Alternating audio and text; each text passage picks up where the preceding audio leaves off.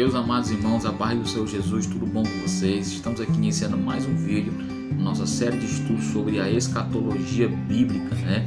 E para mim é um prazer ter você aqui em nosso canal, onde nós estamos aqui divulgando a palavra de Deus e está compartilhando o conhecimento das Escrituras com os irmãos que estão nos acompanhando através desse vídeo.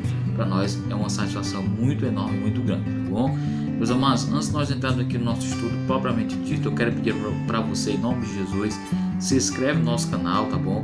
Muitas pessoas têm acompanhado nossos vídeos, porém não tem se inscrevido no nosso canal. Então eu peço, se inscreve no nosso canal. Nós estamos com uma meta aí de até o meio do ano agora chegarmos a 100 inscritos. Então nos ajude, tá bom? Inscreva-se no nosso canal e ative as notificações, porque sempre que tiver vídeo novo você será notificado aqui do conteúdo do nosso canal, tá bom? Então se inscreve, ativa o sininho aí, né, que tá do lado aí, tá bom? A notificação, e deixa aquele like abençoado aí, curte o vídeo e depois no final comenta, deixa o comentário sobre aquilo que vai ser tratado no estudo bíblico de hoje aqui da palavra de Deus, tá bom? Meus amados, quem acompanhou o primeiro vídeo que a gente lançou aqui no nosso canal, inclusive quem está entrando aqui pela primeira vez, volta lá, assiste o primeiro vídeo sobre a série de estudos sobre escatologia, né? Onde nós falamos sobre os sinais que antecedem a vinda de Jesus, né? E como a gente havia prometido, a gente vai iniciar nesse vídeo de hoje sobre o estudo dos sinais da vinda de Jesus, dando continuação ao primeiro estudo, tá bom? Nós lançamos no primeiro vídeo a parte primeira, agora nesse estudo vamos terminar aqui esse assunto, né? Falando sobre os sinais que antecedem a vinda de Jesus. Eu já peço a você que pegue aí a palavra de Deus, né? Pegue a sua Bíblia, se possível pegue papel, caneta, lápis, enfim, alguma coisa que você possa escrever para que você possa estar anotando o conteúdo que vai ser falado aqui nesse vídeo, tá bom? No estudo passado a gente tinha parado, né?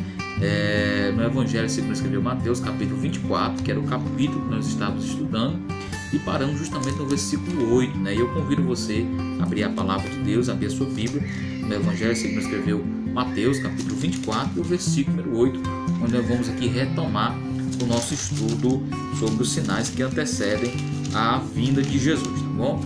Eu vou só abrir aqui também Mateus 24, capítulo 24, né? Versículo número 8. Assim diz a palavra de Deus: mas todas estas coisas são o princípio de dores, né? Quem acompanhou o nosso primeiro estudo, lá no primeiro vídeo que a gente lançou sobre essa série de estudos sobre escatologia, a gente falou sobre alguns sinais que antecederiam a vinda de Jesus, como a destruição do templo, né? Também sobre terremotos, fomes, pestes, guerras, rumor de guerra, né? Falsos cristos, tudo isso, né? Jesus falou que seria o princípio das dores, né? Mas, mas o que significa essa expressão princípio de dores, né? É o que nós vamos aqui tratar nesse vídeo de hoje. Quando Jesus falou, né, que todos esses sinais que antecederiam a sua vinda seriam o princípio de dores, na mente de Cristo aqui, todos esses sinais são comparados como sendo a mulher que está para dar à luz. Por exemplo, quando a mulher ela está grávida e ela chega ao seu período de ela ter neném, ter filhos, né?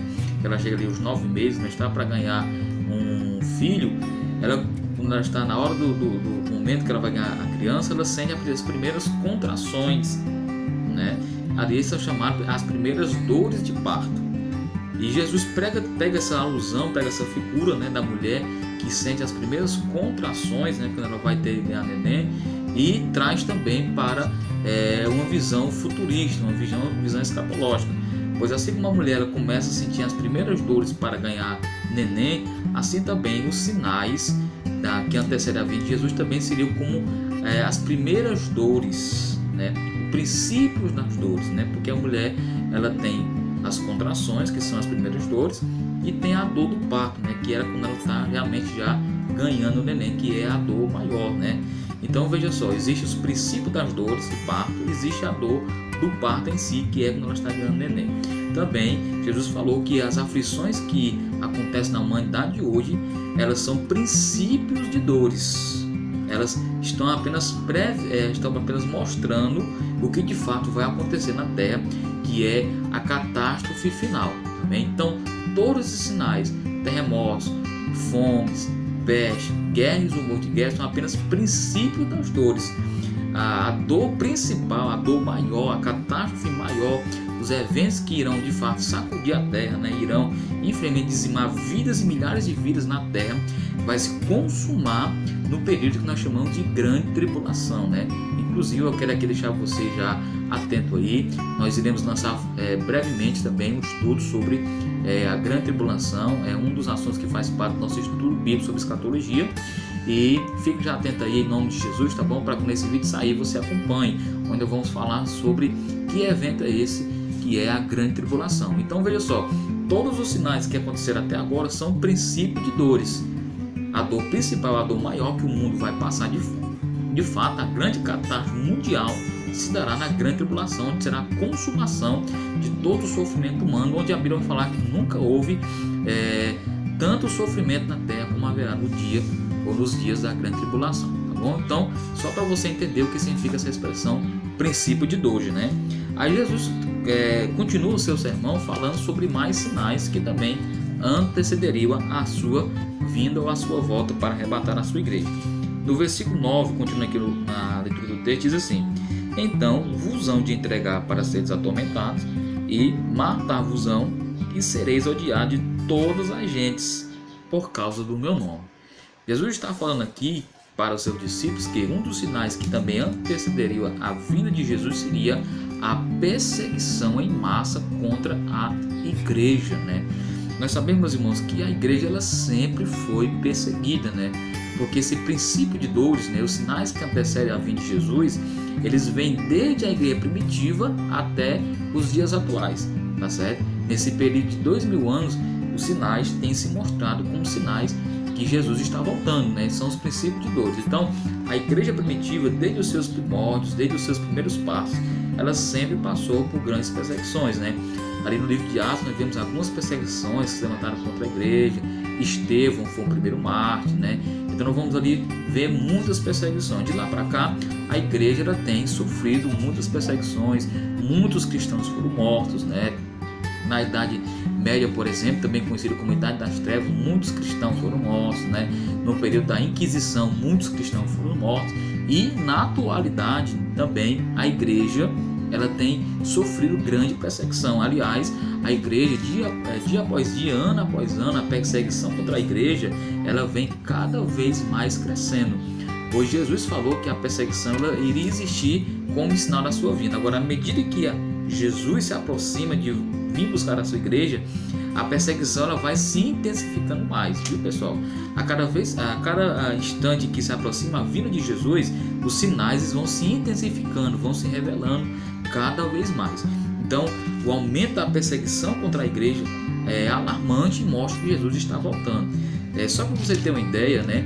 No período de 2005 e 2015, fizeram uma pesquisa e descobriram que cerca de 900 mil cristãos morreram em todo o mundo. Ou seja, num período de 10 anos, entre 2005 e 2015, cerca de 900 mil cristãos morreram no mundo, né? É muita gente, né? É muitos cristãos que estão morrendo por testemunho do Evangelho. Esse aumento da perseguição mostra que de fato Jesus está às portas para vir arrebatar a sua igreja. Então a perseguição contra a igreja é algo que é alarmante. Se você ter uma ideia, né, segundo esse estudo, cerca de um cristão morre a cada 6 minutos. Então se você marcar 6 minutos no seu relógio, você vai ver que ali morreu um cristão, né? Então a cada 6 minutos morre um cristão e todo mundo em testemunho da sua fé. Então esse aumento da perseguição é algo que também revela Jesus para vir buscar a sua igreja, tá bom? No versículo de número 9, versículo número 10, nós continuando o estudo, diz assim: nesse tempo muitos serão escandalizados e trair-se-ão uns aos outros, e uns aos outros se aborrecerão. Então, o versículo 10 ele fala de 2 sinais aqui. Primeiro, nesse tempo muitos serão escandalizados, ou seja, haverá um aumento de escândalos no meio do cristianismo, né? Haverá um aumento, infelizmente, de pecados expostos, a ponto de muitas pessoas abandonarem a sua fé, deixarem o verdadeiro evangelho para voltar às práticas antigas. Então, os escândalos, né, eles vão se aumentando dia após dia. E é o que nós estamos vendo nos últimos dias.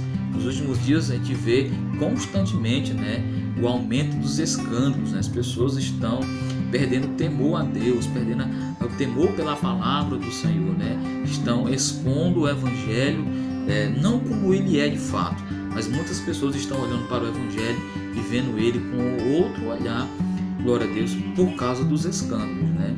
Então nós que somos cristãos, aqui chamamos a atenção para nós que somos cristãos, devemos ter esse cuidado, porque Jesus falou que os escândalos é necessário que eles venham, é impossível evitar os escândalos, porém nós como cristãos temos que vigiar para que nós não venhamos ser esse instrumento de escândalo, né?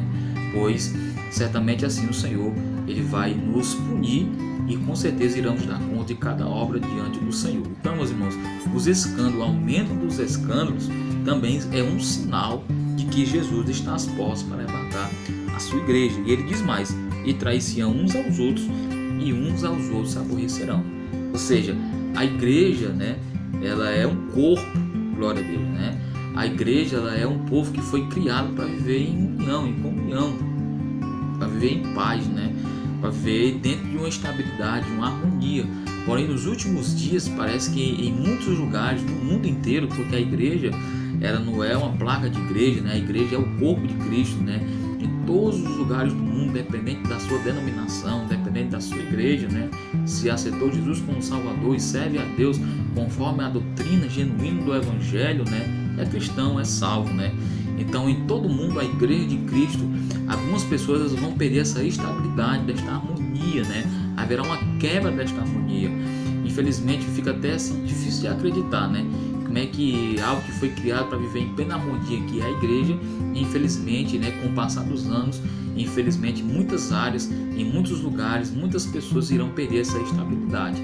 Então, o aumento da falta de comunhão, da falta de harmonia, né, de um querer aborrecer o outro, de um trair ao outro, né, da falta de amor, que inclusive vamos falar aqui já também sobre a falta de amor, que é um dos sinais que antecede a vinda de Jesus, né, a falta de sensibilidade, a falta de compreensão, né, isso também é algo que vai mostrar que Cristo está para voltar e para arrebatar a sua igreja. Infelizmente, em muitas igrejas por aí afora, em muitos lugares, né, não existe mais essa harmonia, né, não existe mais essa tranquilidade, essa paz que deve reinar no meio da igreja, que é um símbolo, né, uma marca de que Cristo está reinando, pois Ele é o príncipe da paz, né? Uma igreja não pode viver sem harmonia, porque senão ela deixa simplesmente de ser igreja, né? Então, a igreja, né, ou parte da igreja, muitas pessoas que se denominam igreja, né, porque existe uma igreja dentro de outra igreja, né?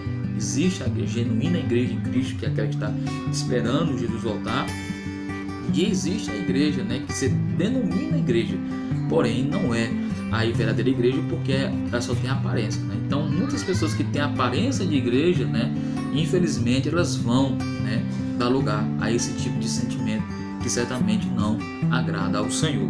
Amém, meus amados? No versículo 11, Jesus também continua falando sobre alguns sinais, dizendo assim: e surgirão muitos falsos profetas e enganariam ou enganarão a muitos, né? Também, outro sinal que Jesus falou que também seria o aparecimento de falsos profetas, né?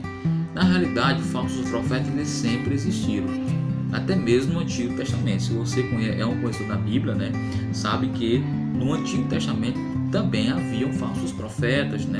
Pessoas que levantavam em nome de Deus, usavam o nome de Deus, né?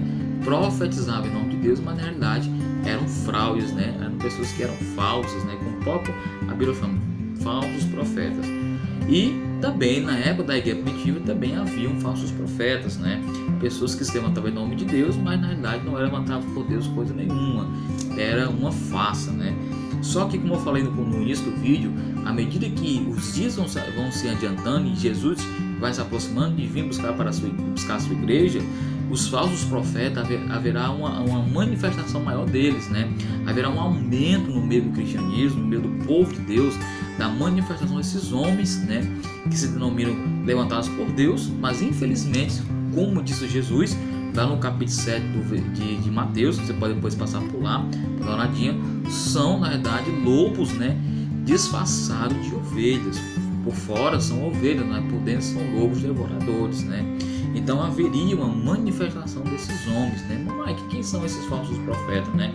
São aquelas pessoas que pregam, que ensinam e até mesmo pastoreiam, né? Igrejas, se dizem levantados por Deus e até mesmo faz sinais e milagres, né?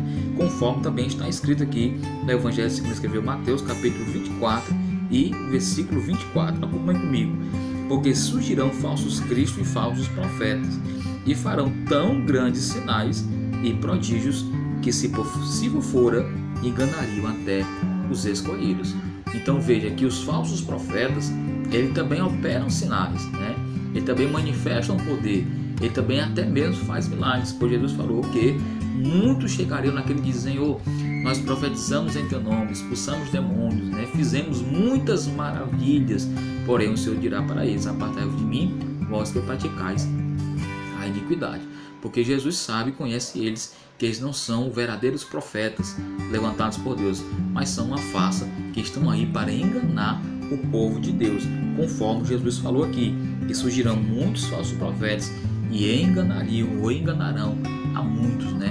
Farão da obra de Deus negócio, farão da coisa de Deus, da obra de Deus uma maneira de usufruir lucro, né? Enfim, irão deturpar o plano original de Deus, e a igreja deve estar atenta, observar isso, para também não ser enganada e também perceber que isso é também um dos sinais de que Cristo está voltando para arrebatar a sua igreja, tá bom?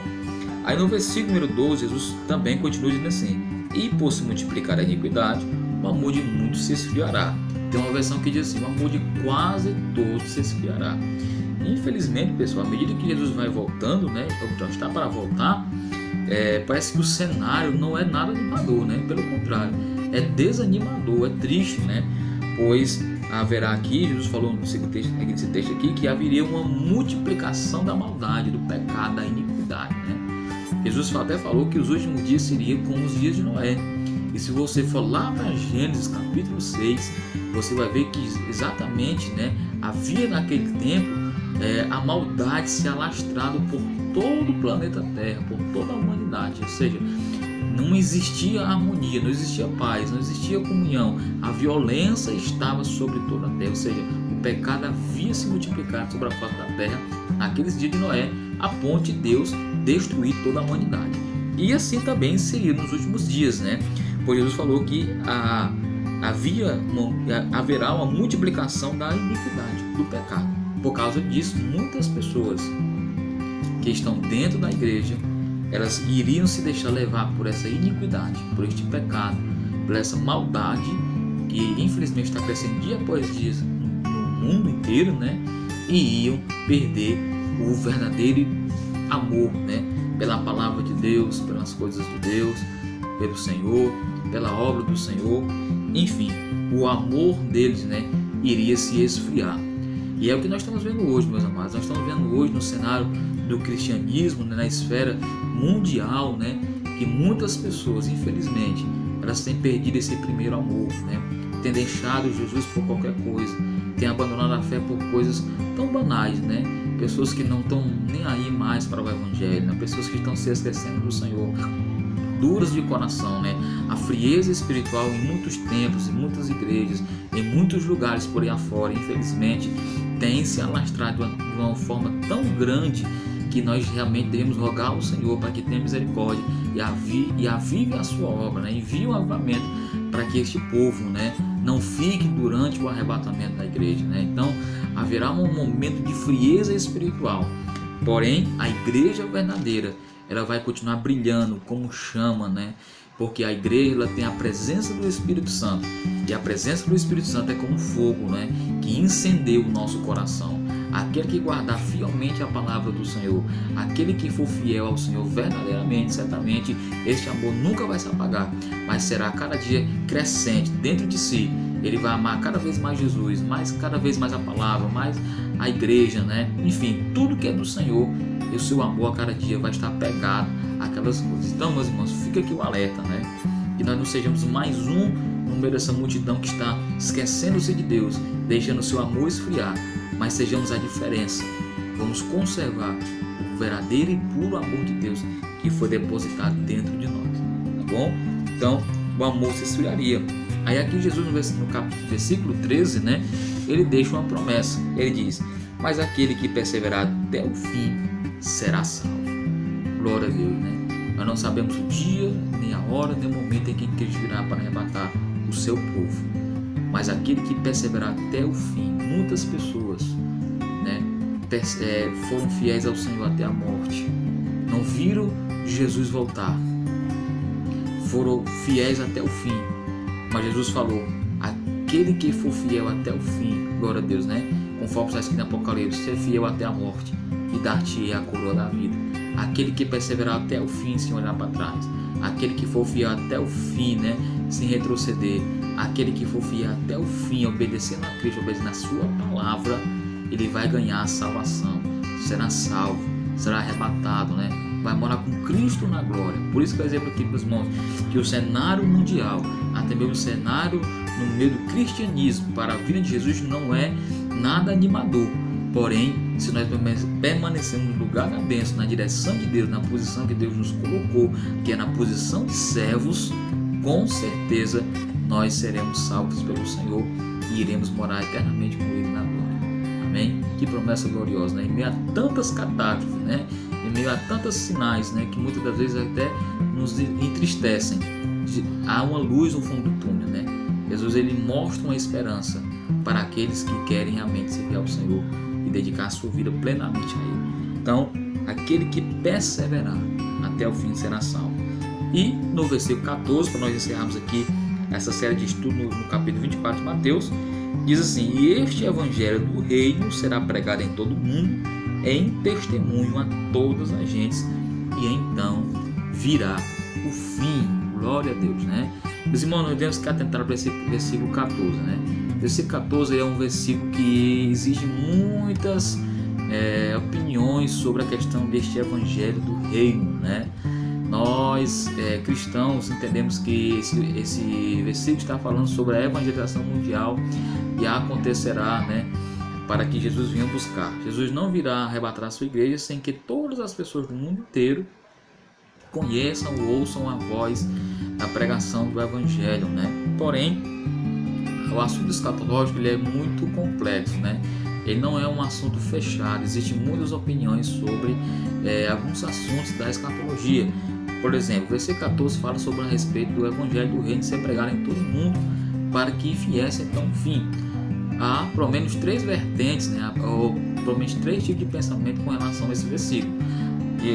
Há aqueles que creem, né, que esse versículo está falando da evangelização mundial, porque vai citar aqui, né, que Cristo não voltaria para arrebatar a sua igreja sem que antes o mundo inteiro fosse evangelizado, né, onde todas as pessoas ouvissem a pregação do evangelho. Quando todas as pessoas tivessem ouvido a pregação do evangelho, Jesus voltaria para arrebatar a sua igreja, né? Só lembrando que isso já aconteceu, né? Na época da guerra primitiva, o mundo inteiro ele chegou a ser alcançado por o evangelho, né? E Jesus ele não voltou. Então essa é a primeira vertente que muitas pessoas usam, né? A segunda vertente é que este evangelho do reino é um evangelho que vai ser pregado durante o período da grande tribulação.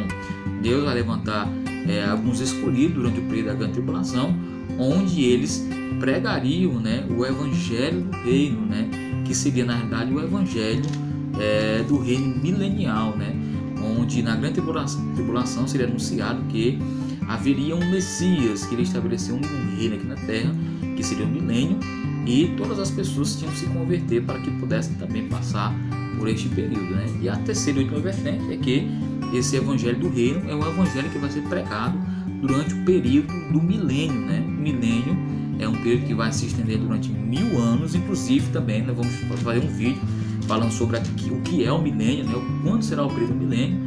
E esse milênio é um período de 1000 anos, onde Cristo ele vai reinar aqui na terra com a sua igreja, né? E também com o povo de Israel. E durante esse período também o evangelho do reino vai ser pregado. Então existem essas três vertentes, não é um assunto fechado. Cada um dessas pessoas, cada um crê de uma forma que acha mais conveniente, né?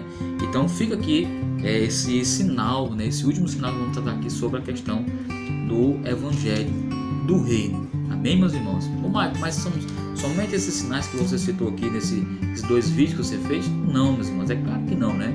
Nós sabemos que existem muitos outros sinais descritos nos evangelhos, nas cartas de Paulo, que mostram que Jesus também está voltando, né? Como, por exemplo, a apostasia, aparecimento também de falsas doutrinas de demônios, né? O aumento da imoralidade mundial, né? Então, a devassidão, né, da humanidade. Então, muitas coisas mostram que Jesus está voltando. Existem muitos outros sinais. É claro que em apenas um vídeo como esse, né, não tem como a gente falar sobre tudo.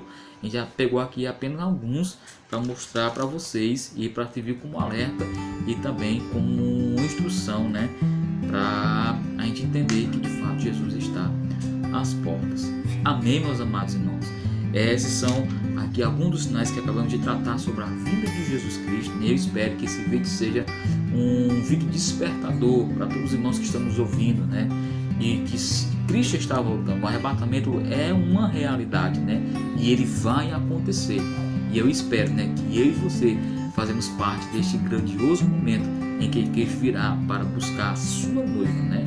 A igreja há 2000 anos está clamando e esperando, Maranata, ora vem Senhor Jesus, mas ele vai buscar, e como diz a palavra, aquele que perseverar até o fim será salvo, tá bom?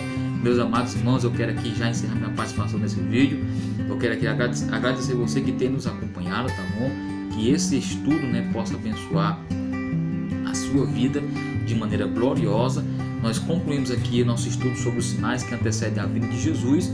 No próximo vídeo nós vamos falar sobre o arrebatamento da igreja, né? O que é o arrebatamento da igreja, né? Como ele vai acontecer, né? Sobre a vinda de Jesus, né? O que é a vinda de Jesus. Então vamos estudar isso no próximo vídeo. Eu quero já aqui deixar para você que fique alerta aí, tá bom? E espere, no momento que sair aqui no nosso canal, você vai ser aí abençoado através da mensagem do Evangelho. Quero repetir aqui mais uma vez. Se você assistiu o vídeo até aqui, não se inscreveu no nosso canal, se inscreve, né? Nós precisamos da sua ajuda. Quanto maior o número de inscritos, mais pessoas serão alcançadas, né? E também a gente fica até mais motivado para estar sempre lançando aqui vídeo para vocês, tá bom? Nossa meta é de chegar a 100 inscritos até agora, no meio do ano, né? Então nos ajude aí, tá bom? Ativa a notificação, deixa aí o like, né? Comente também, tá bom, pessoal? Para que a gente também saiba como é que você está entendendo, se você está gostando do conteúdo, qual é a sua opinião sobre o assunto. E acima de tudo, pessoal, eu tenho um pedido: compartilhe o vídeo, tá bom? E espalhe aí esse vídeo aí pelas suas redes sociais, para os seus amigos, crentes, não crentes, para que eles também tenham acesso ao conteúdo da palavra de Deus. Eu vou ficando por aqui, um forte abraço, um grande abraço e até o próximo vídeo, em nome de Jesus. Deus te abençoe.